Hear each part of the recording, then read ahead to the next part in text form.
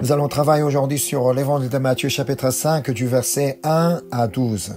Je lis le passage. Voyant la foule, Jésus monta sur la montagne et après qu'il se fut assis, ses disciples s'approchèrent de lui. Puis ayant ouvert la bouche, il les enseigna et dit, « Heureux les pauvres en esprit, car le royaume des cieux est à eux. Heureux les affligés, car ils seront consolés. Heureux les débonnaires, car ils hériteront la terre. Heureux ceux qui ont faim et soif de la justice, car ils seront rassasiés. Heureux les miséricordieux, car ils obtiendront miséricorde. Heureux ceux qui ont le cœur pur, car ils verront Dieu. Heureux ceux qui procurent la paix, car ils seront appelés fils de Dieu. Heureux ceux qui sont persécutés pour la justice, car le royaume des cieux est à eux. Heureux serez-vous lorsqu'on vous outragera, lorsqu'on vous persécutera et qu'on dira faussement de vous toutes sortes de mal à cause de moi. Réjouissez-vous et soyez dans l'allégresse, parce que votre récompense sera grande dans les cieux, car c'est ainsi qu'on a persécuté les prophètes qui ont été avant vous. Amen. À partir du chapitre 5, le sermon sur la montagne de Jésus commence. On appelle le sermon sur la montagne, car Jésus en a donné sur la montagne, comme dit le premier verset. Je relis le verset 1. Voyant la foule, Jésus monta sur la montagne, et après qu'il se fut assis, ses disciples s'approchèrent de lui. Étant assis, Jésus donne le premier message qu'on appelle les béatitudes. C'est le premier enseignement que Jésus qu'on peut trouver dans l'évangile de Matthieu. Ici, Jésus parle des 8 béatitudes des chrétiens en disant pourquoi. Pourquoi ces béatitudes? À chaque fois, Jésus explique qui sont les heureux et il dit aussi pourquoi ils sont heureux. On trouve une particularité, c'est que la première et la dernière raison de béatitude est la même. Quelle est la première? Le verset 3. Heureux les pauvres en esprit, car le royaume des cieux est à eux. Et la dernière, dont la 8e, le verset 10. Heureux ceux qui sont persécutés pour la justice, car le royaume des cieux est à eux. Étant donné qu'on commence par parler du royaume des cieux et qu'on termine par le royaume des cieux, que peut-on remarquer? Que peut-on déduire? Que ce message est focalisé sur le royaume des cieux. Autrement dit, si l'introduction et la conclusion ont fait mention d'un seul sujet, on ne peut déduire que le royaume des cieux est vraiment au cœur des béatitudes. Et la fois dernière, nous avons rendu compte que le royaume des cieux est, que Jésus parle est lui-même. Le royaume des cieux que Jésus parle est lui-même. Comme quoi Jésus est le royaume des cieux. Il est donc important de comprendre ce message de Jésus, que les béatitudes sont réservées à ceux qui sont en Jésus-Christ. Les béatitudes ne sont pas concernées pour ceux qui ne sont pas en Jésus-Christ. Les béatitudes sont uniquement réservées à ceux qui sont en Jésus-Christ. Hors de Jésus, on ne peut pas comprendre ces messages sur les béatitudes. Et encore, hors de Jésus, il ne faut pas chercher à interpréter les béatitudes.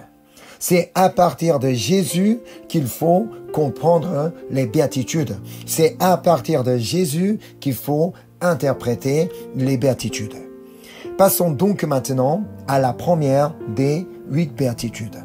Je relis le verset 3. Heureux les pauvres en esprit, car le royaume des cieux est à eux. Jésus dit premièrement que ceux qui sont pauvres en esprit sont heureux. Car le royaume des cieux est à eux. Le royaume des cieux est à ceux qui sont pauvres en esprit.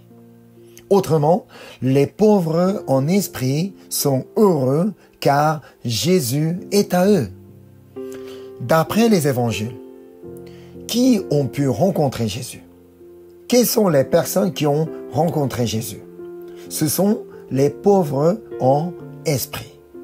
Notamment, ceux qui étaient malades, mais pas tous les malades. Uniquement les malades qui sont venus voir Jésus. Les malades qui se sont déplacés pour aller voir Jésus. Oui, certaines fois, Jésus s'est rendu à un endroit pour rencontrer quelqu'un, mais la plupart du temps, ce sont les malades qui sont venus voir Jésus. Ce sont les malades qui se sont déplacés pour aller rencontrer Jésus. C'est ce qu'on a vu au chapitre précédent. Donc Matthieu chapitre 4, verset 24. Sa renommée se répandit dans toute la Syrie et on lui amenait tous ceux qui souffraient de maladies et de douleurs de divers genres, des démoniaques, des lunatiques, des paralytiques, et il les guérissait. Le point important, c'est que on lui amenait tous les malades. Leur maladie semblait une malédiction pour eux jusqu'à ce qu'ils rencontrent Jésus. Avant de rencontrer Jésus, leur maladie était considérée comme une malédiction. Une maladie spirituelle, une maladie mentale, une maladie physique. Mais parce qu'ils étaient malades, qu'ils ont pu rencontrer Jésus et expérimenter sa puissance. Parce qu'ils étaient malades, qu'ils ont eu cette idée d'aller rencontrer Jésus, parce qu'ils étaient malades, qu'ils ont pu aller voir Jésus et expérimenter sa toute puissance. Parfois, les malades ont pu rencontrer Jésus grâce à leurs proches qui l'ont emmené vers lui. C'est ce qu'on peut lire dans l'évangile de Luc, chapitre 5, versets 18 et 19. Et voici des gens portant sur un lit un homme qui était paralytique, cherchaient à le faire entrer et à le placer sous ses regards. Comme ils ne savaient pas où l'introduire, à cause de la foule, ils montèrent sur le toit et ils le descendirent par une ouverture avec son lit au milieu de l'assemblée devant Jésus. Alors, donc, le verset suivant dit que Jésus, voyant leur foi, la foi des personnes qui l'ont emporté, qui l'ont amené, que Jésus l'a guéri. Mais parfois, ce sont les malades qui sont allés eux-mêmes vers Jésus, comme la femme atteinte d'une perte de sang. On peut lire, c'est ce qu'on peut lire dans l'évangile de Luc, chapitre 8, versets 43 et 44. Or, il y avait une femme atteinte d'une perte de sang depuis 12 ans, et qui avait dépensé tout son bien pour les médecins sans qu'aucun n'ait pu la guérir. Et s'approcha par derrière et toucha le bord du vêtement de Jésus. Au même instant, la perte de sang s'arrêta. C'est pourquoi Jésus dit, heureux les pauvres en esprit. Les pauvres en esprit sont ceux qui reconnaissent leurs besoins de Jésus. Cette femme atteinte de perte de sang, et elle reconnaissait sa besoin de rencontrer Jésus. C'est la raison pour laquelle elle s'est approchée de Jésus pour toucher Jésus. Voilà. Alors, ceux qui reconnaissent leurs besoins de Jésus sont censés de chercher Jésus. C'est ce qu'ils ont fait les amis du paralytique. Ils ont vraiment tout fait pour que ce paralytique puisse rencontrer Jésus. Cette femme atteinte de perte de sang, elle avait vraiment compris ce besoin de rencontrer Jésus. Voilà, c'est ce qu'on peut lire dans Jérémie chapitre 29, verset 13. Vous me chercherez et vous me trouverez si vous me cherchez de tout votre cœur. C'est ça, pauvre en esprit. Ça a été le cas de Bartimée. Lorsqu'il a appris que Jésus passait devant lui, il a cherché de tout son cœur. Jésus de Nazareth, aie pitié de moi. Alors que les gens étaient là, mais tais-toi, mais tu fais trop de bruit. Mais lui, il n'a pas cessé. Jésus de Nazareth, aie pitié de moi, regarde-moi, viens vers moi. C'est là qu'ainsi, il a fini par le trouver. Il est l'exemple le vrai exemple des pauvres en esprit. Vous comprenez maintenant pourquoi Jésus dit « Heureux les pauvres en esprit ». Parce que ce sont les pauvres en esprit qui ont pu rencontrer Jésus. Mais ceux qui ne sont pas pauvres en esprit ne peuvent pas rencontrer Jésus.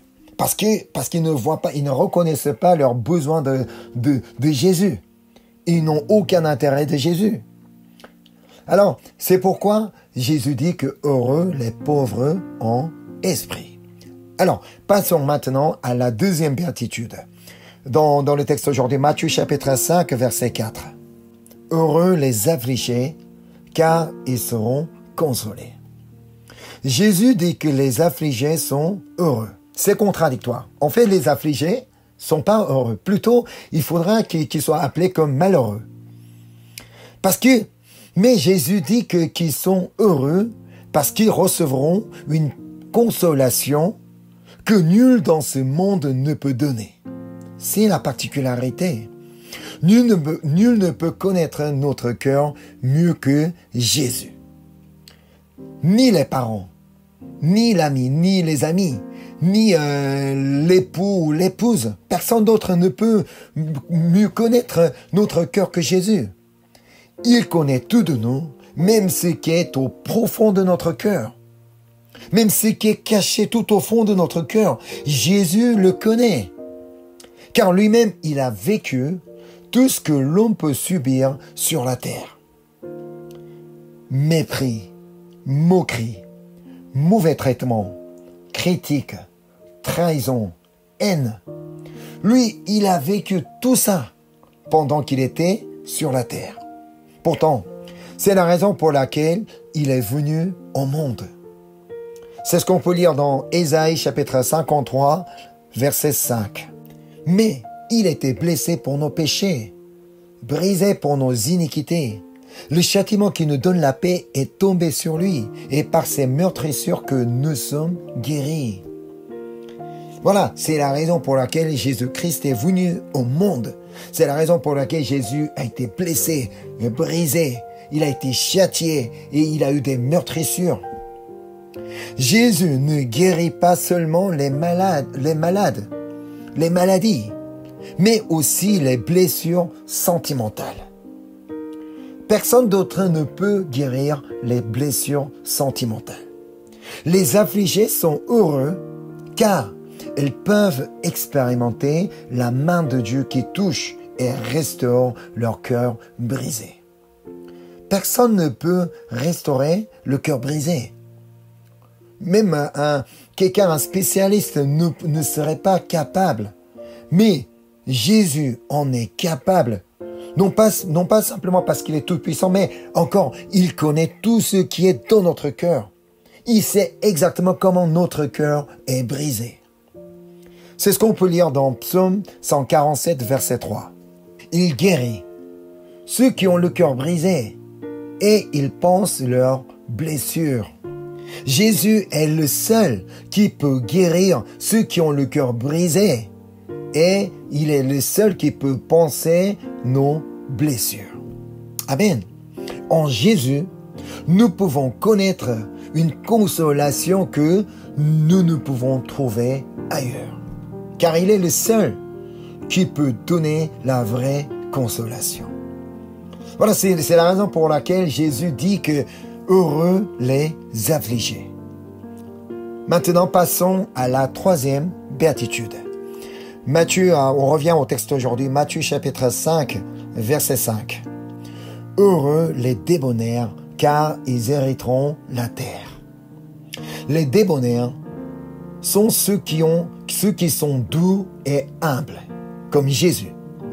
Autrement, ceux qui font l'effort de ressembler à Jésus, qui est doux et humble. Ce sont vraiment les personnes qui font l'effort d'être comme Jésus, l'effort de ressembler à Jésus. Naturellement, nous ne sommes ni doux ni humbles. On peut faire semblant, mais pas de vrai. On peut faire semblant d'être doux, on peut faire semblant d'être humble, mais pas en réalité. car nous sommes tous des pécheurs. Parce que nous étions des enfants de colère. Naturellement, on est incapable d'être doux et humble. On peut ne faire que semblant, mais pas de vrai. En tant que pécheurs, nous ne pouvons être que malheureux, car notre fin sera malheureuse. En tant que pécheurs, nous connaissons notre fin. Nous connaissons la fin des pécheurs. Ça sera l'enfer. À l'enfer, on ne peut pas être heureux. On sera vraiment, vraiment malheureux, catastrophique.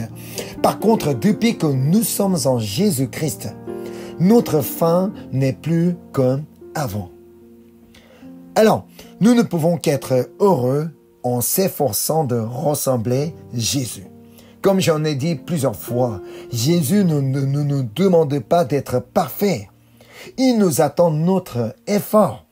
On ne peut pas devenir exactement comme Jésus, mais il voudrait quand même que nous fassions l'effort.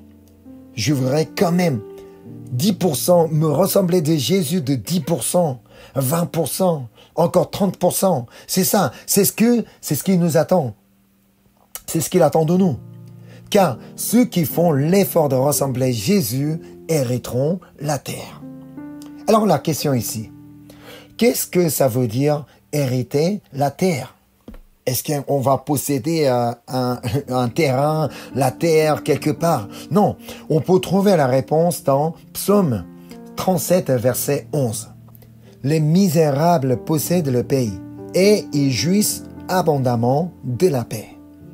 C'est là qu'on peut trouver la réponse. Hériter la terre ou posséder la terre veut dire avoir la paix. Ceux qui n'ont pas de paix dans leur cœur ne sont pas heureux. Évidemment. Par contre, ceux qui ont la paix dans leur cœur et ceux qui ont la paix que le monde ne peut donner peuvent être heureux. C'est ce que Jésus a dit dans Jean chapitre 14, verset 27. C'est Jésus qui parle. Je vous laisse la paix. Je vous donne ma paix. Je ne vous donne pas comme le monde donne. Que votre cœur ne se trouble point et ne s'alarme point. C'est la paix que Jésus donne à ceux qui font l'effort de lui ressembler. À l'effort de devenir doux et humble comme Jésus. C'est à ces gens-là que Jésus va donner la paix que le monde ne peut donner.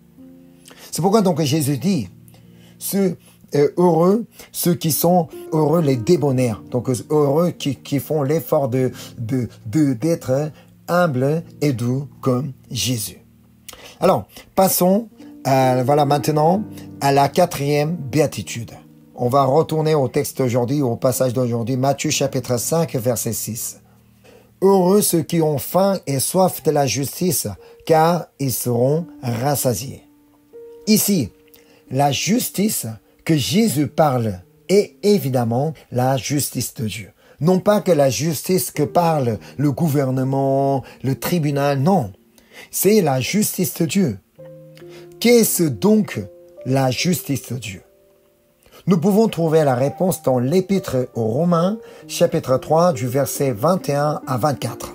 Mais maintenant, sans la loi est manifestée la justice de Dieu, à laquelle rendent témoignage la loi et les prophètes. Justice de Dieu par la foi en Jésus-Christ pour tous ceux qui croient. Il n'y a point de distinction, car tous ont péché et sont privés de la gloire de Dieu, et ils sont gratuitement justifiés par sa grâce par le moyen de la rédemption qui est en Jésus-Christ. La justice de Dieu, c'est de justifier par le moyen de la rédemption qui est en Jésus-Christ. Autrement, sauver tous les pécheurs qui croient en Jésus-Christ. Un pécheur ne mérite pas d'être sauvé. Mais la justice de Dieu, c'est sauver tous les pécheurs qui croient en Jésus-Christ. Normalement, un pécheur ne peut pas être sauvé à cause de ses péchés, mais par le moyen de la rédemption qui est en Jésus-Christ. Il est justifié parce que ses péchés sont pardonnés. C'est ça la justice de Dieu. Alors, ceux qui ont faim et soif de la justice, vous dire, ceux qui désirent le salut en Jésus-Christ. Ceux qui désirent d'être sauvés en Jésus-Christ. Il n'y a pas d'autre salut en dehors de Jésus. Il n'y a pas d'autres noms qui nous ont été donnés pour être sauvés. Jésus est le seul nom qui nous donne le salut. Jésus est le seul sauveur. Alors, ceux qui désirent d'être sauvés en Jésus-Christ, ce sont ceux qui ont soif et ceux qui ont faim et soif de la justice. Ils sont heureux car ils vivent avec la certitude d'aller dans le royaume des cieux après la mort, parce qu'ils n'ont pas peur de mourir. Si on n'a pas cette certitude d'aller dans le royaume des cieux après notre mort, on aurait toujours peur de mourir. La mort, rien qu'entendre la mort, ça va nous faire peur. Mais si on est sûr, si on est certain d'aller dans le royaume des cieux après notre mort, on n'aurait aucune peur. Pourquoi on a besoin d'avoir peur de mourir? Alors que nous irons dans un endroit encore plus merveilleux, que rien n'est comparable avec ce monde. Alors on attendra impatiemment, avec espérance, avec espoir, avec beaucoup d'attente. Comment ça serait le royaume des cieux? Je voudrais vraiment y aller. Ce n'est pas pour cette raison-là qu'on va se décider à mourir aujourd'hui. Non, mais le jour est décidé par Dieu. Alors qu'on n'a qu'à patienter jusqu'à ce jour, en espérant, avec beaucoup d'espoir. Alors, c'est pourquoi c'est la raison pour laquelle Jésus a dit « Heureux, heureux ceux qui ont faim et soif de la justice ». Passons maintenant à la 5e béatitude. Dans le texte aujourd'hui, Matthieu chapitre 5, verset 7. « Heureux les miséricordieux, car ils obtiendront miséricorde. » C'est assez simple pour comprendre le propos de Jésus. D'après vous, qui serait plus heureux? Un miséricordieux ou un impitoyable? Un miséricordieux serait bien sûr beaucoup plus heureux qu'un impitoyable.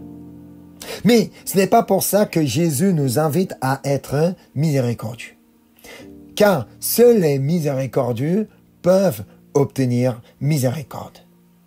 C'est ce que Jésus dit dans son enseignement dans Matthieu chapitre 6, versets 14 et 15. Si vous pardonnez aux hommes leurs offenses, votre Père céleste vous pardonnera aussi. Mais si vous ne pardonnez pas aux hommes, votre Père ne vous pardonnera pas non plus vos offenses. Il faut prendre en sérieux ce point-là. Il ne faut pas prendre en légère. Si vous ne pardonnez pas aux hommes, votre Père ne vous pardonnera pas non plus vos offenses. Le pardon il ne faut pas le prendre en légère. Il faut prendre en sérieux le pardon. Nous ne pouvons être sauvés et entrer dans le royaume des cieux parce que nous sommes pardonnés et justifiés. Mais Jésus dit que si nous ne pardonnons pas aux hommes, notre Père ne nous pardonnera pas non plus nos offenses. C'est grave. Alors, nous risquons de ne pas entrer dans le royaume des cieux, même si nous sommes chrétiens, tant que nous n'avons pas encore pardonné quelqu'un. C'est ce que Jésus dit au chapitre suivant, au chapitre 7, Matthieu chapitre 7, verset 21. Ceux qui me disent « Seigneur, Seigneur » n'entreront pas tous dans le royaume des cieux, mais celui-là seul qui fait la volonté de mon Père qui est dans les cieux. La volonté de Dieu, c'est que nous pardonnions aux hommes leurs offenses, comme il nous a pardonné nos offenses en Jésus-Christ. Nous n'avons rien fait de bon à part de croire en Jésus, mais il nous a pardonnés. Nous n'avons rien fait de spécial pour que nous soyons pardonnés. C'est parce que nous avons cru en Jésus-Christ que nous sommes pardonnés. Alors il faudra que nous soyons conscients comment nous sommes pardonnés. C'est ainsi que Dieu veut que nous pardonnions aussi nos prochains. Il est donc important que nous soyons miséricordieux pour être heureux, car c'est ainsi que nous pouvons obtenir miséricorde. Amen. C'est la raison pour laquelle Jésus nous dit que heureux les miséricordieux. Et maintenant passons à la 7e béatitude. On revient au texte aujourd'hui, Matthieu chapitre 5, verset 8. Heureux ceux qui ont le cœur pur, car ils verront Dieu. Notre bonheur dépend de ce qui est dans notre cœur, non pas ce qui est dans notre maison. Même si notre maison est remplie de trésors et de tout ce qui a de valeur, tant que notre cœur est rempli de colère, d'inquiétude, de peur, de haine ou de tristesse, il n'est pas possible d'être heureux. Même si notre garage est rempli de belles voitures, même si notre compte bancaire est rempli d'argent, tant que notre cœur est rempli de colère, tant que notre cœur est rempli d'inquiétude, de crainte, de tristesse, on ne peut pas être heureux. Par contre, même si nous n'avons rien de spécial dans notre maison, tant que notre cœur est rempli de joie, de paix, d'amour et de louange et encore d'action de grâce, il devient possible d'être heureux. Notre bonheur ne dépend pas de ce que nous possédons.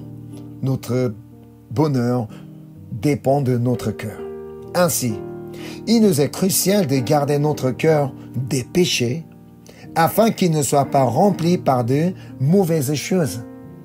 Il ne faut pas laisser notre cœur d'être rempli par les péchés. Ayant le cœur rempli des péchés, nous ne pouvons pas nous approcher de Dieu. Alors, il nous faut un effort constant pour que notre cœur soit pur. Mais nous ne pouvons pas nous-mêmes rendre notre cœur pur. Alors, que faut-il faire pour que notre cœur soit pur? Il faut confesser nos péchés afin que Jésus purifie notre cœur. C'est ce que dit 1er épître de Jean, chapitre 1, verset 9. Si nous confessons nos péchés, il est fidèle et juste pour nous les pardonner et pour nous purifier de toute iniquité. Alors, c'est un point important. Ce n'est pas parce que je crois en Jésus que automatiquement tous mes péchés sont pardonnés, alors que aujourd'hui, même si je commets beaucoup de péchés, oh oui, bon bah d'accord, je crois en Jésus, je suis déjà pardonné. Non. Oui, lorsque je crois en Jésus, donc Jésus pardonne, mais il faudra confesser quand même mes péchés pour que Jésus puisse nous purifier. C'est avec un cœur pur qu'on peut rester auprès de Jésus. Avec un cœur souillé, avec un cœur rempli de péché, comment on peut nous approcher de Jésus? C'est pas possible. Alors, c'est en marchant avec Jésus, ayant un cœur pur, que nous finirons par entrer dans le royaume des cieux. Alors que nous croyons de pouvoir entrer dans le royaume des cieux, si nous laissons notre cœur d'être rempli par des péchés, sans confesser, sans se repentir, ça, ce n'est pas possible. Si nous espérons d'entrer dans le royaume des cieux, dès aujourd'hui, il faudra chercher à avoir un cœur pur. Mais nous ne pouvons pas rendre notre cœur pur nous-mêmes. Alors il faudra confesser nos péchés pour que Jésus puisse nous purifier à nouveau. Alors c'est un point très important. Nous devons donc faire l'effort de ne pas pécher. Pour cela, nous n'arriverons pas tout seuls. Il faut demander de l'aide au Saint-Esprit afin qu'il nous aide à garder notre cœur pur. Et comme nous avons étudié précédemment, il nous faut la parole de Dieu afin de résister aux différentes tentations des péchés. Voyez alors, donc dès le début du chapitre, donc jusqu'aujourd'hui, tout est lié, tous ces messages sont liés. Nous avons besoin de la parole de Dieu pour pouvoir résister aux différentes tentations des péchés. C'est comme ça que nous allons pouvoir garder notre cœur. C'est ainsi que notre cœur peut rester pur. Si nous parvenons à résister à certaines tentations et que nous réussissions à garder notre cœur, Dieu sera fier de nous et qu'on serait heureux d'y parvenir. On pourra se dire, je suis vraiment très heureux d'avoir résisté à une tentation de péché. C'est la raison pour laquelle Jésus a dit que heureux ceux qui ont le cœur pur. Et passons maintenant à la 7e béatitude. Voilà donc Matthieu chapitre 5, verset 9. Je lis, heureux ceux qui procurent la paix, car ils seront appelés fils de Dieu. Évidemment, pour être heureux, il faut être en paix avec tout le monde. Si on s'entend mal avec quelqu'un, si on déteste quelqu'un, on a la haine contre quelqu'un, évidemment, on ne peut pas avoir la paix dans notre cœur. Mais pour être en paix avec tout le monde, il nous faut de l'amour. C'est avec l'amour de Dieu que nous allons pouvoir aimer nos prochains. Nous-mêmes, nous ne pouvons pas aimer toute personne. Donc, il faut demander de l'aide au Saint-Esprit afin que nous puissions mettre en pratique la parole que Jésus nous a donnée. On va aller voir l'évangile de Luc, chapitre 6, versets 27 et 28. Mais je vous dis, à vous qui m'écoutez, aimez vos ennemis, faites du bien à ceux qui vous haïssent, bénissez ceux qui vous maudissent, priez pour ceux qui vous maltraitent. C'est ça, procurer la paix. Aimer mes ennemis, faire du bien à ceux qui me haïssent, bénir ceux qui me maudissent et prier pour ceux qui me maltraitent. C'est ça, procurer la paix. C'est ce que Jésus a fait pour nous être un exemplaire. Alors, c'est lorsque nous agissons comme Jésus qu'on peut être heureux. On peut être heureux lorsque nous aimons nos ennemis au lieu de le détester. On peut être heureux lorsque nous faisons du bien à ceux qui nous haïssent au lieu de faire du mal. On peut être heureux lorsque nous bénissons ceux qui nous maudissent au lieu de maudire comme l'autre a fait. Enfin, on peut être heureux lorsque nous prions pour ceux qui me maltraitent au lieu de me mettre en colère. En se mettant en colère contre quelqu'un, est-ce qu'on peut être heureux? Non. On regrette d'avoir mis en colère et on sera malheureux. C'est lorsque nous réussissons à prier pour ceux qui me maltraitent au lieu de me mettre en colère. C'est là que je me sentirai mieux et que je me sentirai heureux. C'est pour ça que Jésus a dit que heureux ceux qui procurent la paix. Oui, il n'est pas évident de procurer la paix avec tout le monde, mais il nous le faut. Car c'est ainsi qu'on peut être appelé fils de Dieu. C'est ce que Jésus a dit dans Jean chapitre 13, versets 34 et 35. Je vous donne un commandement nouveau. Aimez-vous les uns les autres, comme je vous ai aimé. Vous aussi aimez-vous les uns les autres. À ceci, tous connaîtront que vous êtes mes disciples, si vous avez de l'amour les uns pour les autres. Alors qu'on est chrétien, si nous n'avons pas de l'amour les uns pour les autres, comment les non-croyants pourront connaître l'amour de Dieu? Alors que les chrétiens n'ont pas d'amour, comment les non-croyants peuvent connaître l'amour de Dieu? Mais si nous voient procurer la paix avec l'amour de Dieu, là, ils vont pouvoir découvrir l'amour de Dieu. Ce serait un bonheur que quelqu'un puisse découvrir l'amour de Dieu grâce à moi. Si quelqu'un me dit, ah, merci, grâce à toi que j'ai pu savoir ce que c'est l'amour de Dieu. J'ai pu découvrir l'amour de Dieu. Voilà, ainsi, si j'entends dire ça, je serais vraiment très heureux, n'est-ce pas? Et enfin, passons à la dernière béatitude. Matthieu chapitre 5, verset 10. Matthieu chapitre 5, verset 10. Heureux ceux qui sont persécutés pour la justice, car le royaume des cieux est à eux. Autrement, heureux ceux qui sont persécutés pour le fait de croire en Jésus. En fait, tous les chrétiens ne sont pas forcément persécutés pour sa foi en Jésus-Christ. Oui, ça peut dépendre du pays où ils habitent. Mais plus que les derniers temps s'approchent, on ne pourra pas éviter la persécution dans le monde entier. Même si nous, ici en France, on n'a pas trop de persécution, il n'y a pas de soucis. Mais plus que les derniers temps s'approchent, même ici en France, on peut être persécuté comme dans les pays musulmans. Mais sachant que toujours que tous les chrétiens ne sont pas persécutés. Uniquement ceux qui sont vrais chrétiens seront persécutés. Qui sont les vrais chrétiens? S'il y a des vrais chrétiens, il existe aussi des faux chrétiens. Moi, j'appellerais plutôt les chrétiens qui font semblant d'être chrétiens. Les vrais sont ceux qui font l'effort de vivre selon les Écritures. Les vrais sont qui font l'effort d'être comme Jésus. On y arrive ou pas, l'essentiel c'est qu'on fasse l'effort. Ce sont ces gens-là qui seront persécutés car ils essaieront de mener une vie distincte au monde. Oh non, mais je ne voudrais pas agir comme vous parce que je suis chrétien. Je ne veux pas parler comme vous parce que je suis chrétien. C'est ainsi que notre vie sera distincte avec le monde.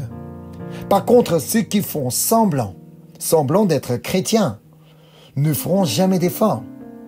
À l'église, on fait semblant d'être chrétien. On chante des louanges, on fait la prière, on écoute la prédication. Mais hors de l'église, si ceux qui font semblant ne vivront pas comme un chrétien. Alors le monde n'a pas le moyen de savoir si cette personne est chrétienne ou pas. Un jour, ils vont dire « Ah, mais toi, tu étais chrétien. » Mais je ne savais pas que je ne voyais aucune différence chez toi, alors je ne savais pas du tout. D'après l'Acte des Apôtres, on apprend que c'est à Antioche que pour la première fois, les disciples ont été appelés chrétiens. C'est ce qu'on va aller voir dans les Actes des Apôtres, chapitre 11, verset 26. L'ayant trouvé, il l'amena à Antioche. Pendant toute une année, ils se réunirent aux assemblées de l'Église et ils enseignèrent beaucoup de personnes. Ce fut à Antioche que pour la première fois, les disciples furent appelés chrétiens. Pourquoi on a commencé à les appeler chrétiens? Car ils étaient différents. Ces gens-là, c'est ceux qui font partie de cette église-là. Ceux qui ont été enseignés, ils étaient différents. Ils n'étaient pas comme les autres. Chrétien signifie petit Christ, petit Jésus, dont ceux qui vivent comme le Christ. C'est pourquoi on peut être heureux si on est persécuté. Car c'est la preuve que je suis perçu comme un vrai chrétien. Si on me persécute, ah bah tiens, on me persécute parce que je suis perçu comme un vrai chrétien pour eux. C'est la preuve que je vis comme un petit Jésus-Christ. Alors écoutez ce que Jésus dit à la fin de notre passage d'aujourd'hui. Matthieu chapitre 5, versets 11 et 12. Heureux serez-vous lorsqu'on vous outragera, qu'on vous persécutera et qu'on dira faussement de vous toutes sortes de mal à cause de moi. Réjouissez-vous et soyez dans l'allégresse parce que votre récompense sera grande dans les cieux, car c'est ainsi qu'on a persécuté les prophètes qui ont été avant vous. Lorsqu'on nous outragera, qu'on nous persécutera et qu'on dira faussement de nous toutes sortes de mal à cause de Jésus, nous avons de quoi nous réjouir, car nous sommes perçus comme les prophètes qui ont été avant nous. Et encore, parce que notre récompense sera grande dans les cieux. Cela signifie qu'on a été des vrais chrétiens. Cela signifie qu'on a été des vrais adorateurs. Les faux adorateurs, les chrétiens qui font semblant, ne seront pas persécutés. Enfin, en Jésus, nous avons beaucoup de raisons d'être heureux. Peut-être certains disent que non, je ne sais pas si je suis heureux ou pas. Non, en Jésus-Christ, nous avons beaucoup de raisons d'être heureux. Soyons donc les pauvres en esprit qui rencontrent chaque jour Jésus-Christ. Soyons les affligés afin de recevoir une consolation que nul ne peut donner. Soyons encore les débonnaires pour avoir la paix que le monde ne peut donner. Soyons les miséricordieux pour obtenir miséricorde. Soyons ceux qui ont le cœur pur pour pouvoir marcher chaque jour avec Jésus. Soyons ceux qui procurent la paix afin que le monde puisse découvrir l'amour de Dieu à travers nous. Et encore, soyons ceux qui sont persécutés pour la justice, car c'est la preuve que nous sommes des vrais chrétiens. Ainsi, en Jésus-Christ, nous serions toujours heureux en toutes circonstances, malgré les persécutions, malgré les difficultés, malgré les problèmes que nous pouvons connaître dans notre vie. Nous pouvons toujours être heureux lorsque nous sommes en Jésus-Christ. Amen. Je vais prier. Seigneur, merci pour le message que tu as donné aujourd'hui avec les béatitudes que tu nous as enseignées. Nous avons appris combien nous sommes heureux en toi, Seigneur. Seigneur, c'est la raison pour laquelle je voudrais vraiment que tous ceux qui sont connectés ce soir soient des pauvres en esprit, soient des affligés, soient les débonnaires, soient ceux qui ont faim et soif de la justice, soient les miséricordieux, soient ceux qui ont le cœur pur, et soit qui procurent la paix, et encore, soit ceux qui sont persécutés pour la justice, Seigneur. Seigneur, étant donné que nous sommes en toi, Seigneur, nous avons déjà beaucoup de raisons d'être heureux. Nous ne voulons jamais en oublier, Seigneur. Alors nous voulons continuellement vivre ces 8 béatitudes dans notre vie et que nous voulons continuellement savoir que combien nous sommes heureux en toutes circonstances. Même si nous sommes persécutés, nous savons que nous sommes heureux en toi, Seigneur. Merci, Seigneur, pour la grâce que tu nous déverses, pour l'amour que tu nous donnes, Seigneur, pour tout ce que tu as réalisé dans notre vie et encore pour tout ce que tu vas réaliser dans notre vie. Merci encore une fois, je te prie au nom du Seigneur Jésus-Christ. Amen.